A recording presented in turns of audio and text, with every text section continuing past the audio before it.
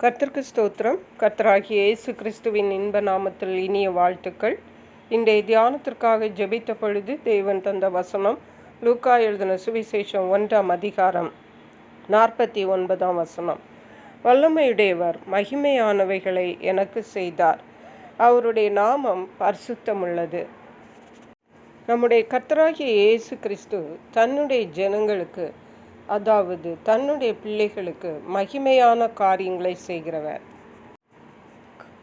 கர்த்தராகிய இயேசு கிறிஸ்துவின் தாயாகிய மரியாள் இந்த வார்த்தையை சொல்லி இருக்கிறார்கள், வல்லமையுடையவர் மகிமையானவைகளை எனக்கு செய்தார் என்று. தேவனுடைய உன்னத திட்டமாகிய மனித குலத்திற்கு பாவத்தை போக்கும் மீட்பரை இந்த உலகத்திற்கு கொண்டு வருகிற அந்த உன்னத திட்டத்துக்கு இந்த மரியாவை தேவன் தெரிந்தெடுத்தார் என்று பார்க்கிறோம். அதை தான் அவர்கள் சொல்லுகிறார்கள், வல்லமையுடையவர் மகிமையானவைகளை எனக்கு செய்தார் என்று.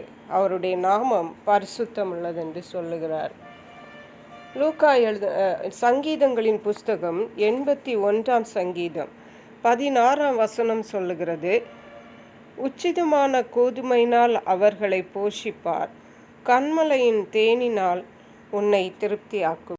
தேவன் தன்னுடைய ஜனங்களுக்கு உச்சிதமான ஆகாரங்கள், கன்மலையின் தேன், இப்படிப்பட்ட ஆகாரங்களை கொண்டுதான் தேவன் தன்னுடைய ஜனங்களை போஷிக்கிறார்.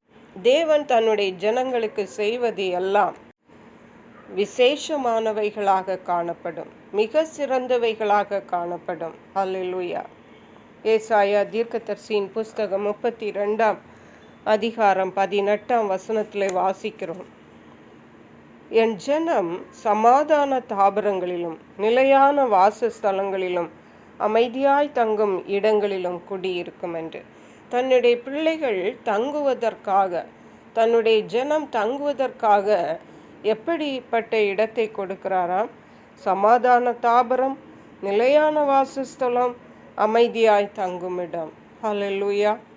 இப்படியாக தேவன் தன்னுடைய பிள்ளைகளுக்கு எல்லாவற்றையும் விசேஷமானவைகளாகவே செய்கிறார். யாத்ராகம புஸ்தகம் 34ஆம் அதிகாரம் 10ஆம் வசனம் சொல்லுகிறது, அதற்கு அவர், இதோ நான் ஒரு உடன்படிக்கை பண்ணுகிறேன், பூமி எங்கும் எந்த ஜாதிகளிடத்திலும் செய்யப்படாத அதிசயங்களை உன் ஜனங்கள் எல்லாருக்கும் முன்பாகவும் செய்வேன். உன்னோட இருக்கிற ஜனங்கள் எல்லாரும் கர்த்தருடைய செய்கையை காண்பார்கள்.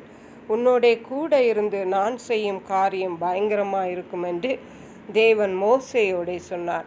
இஸ்ரவேல் ஜனங்களுக்கு பூமியில் எங்கும் எந்த ஜாதிகளிடத்திலும் செய்யப்படாத அதிசயங்களை அவர்களுக்கு முன்பாக செய்வேன் என்று வாக்கு பண்ணியிருக்கிறார்.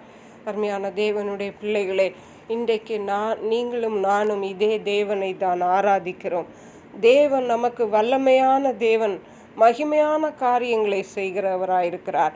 ஆகவே நாம் தேவனுடைய பிள்ளைகளை தேவன் விசேஷமானவர்களாக வைக்கிற தேவனாக இருக்கிறார். இந்த தேவனை இன்னும் பற்றி கொள்ளுவோம், அவரை நோக்கி பார்ப்போம், அவரிடத்தில் இன்னும் விசுவாசமாயிருப்போம், அவரிடத்தில் கேட்போம், பெற்றுக்கொள்வோம்.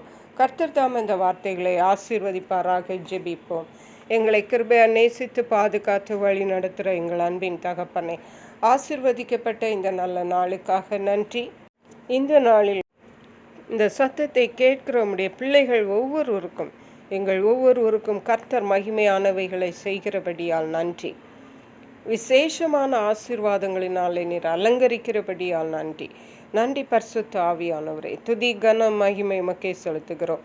மீட்பரு இரட்சகருமாகிய இயேசு கிறிஸ்துவின் இன்ப நாமத்தில் ஜெபிக்கிறோம் எங்கள் அன்புள்ள பரமபிதாவே. ஆமென். God bless you.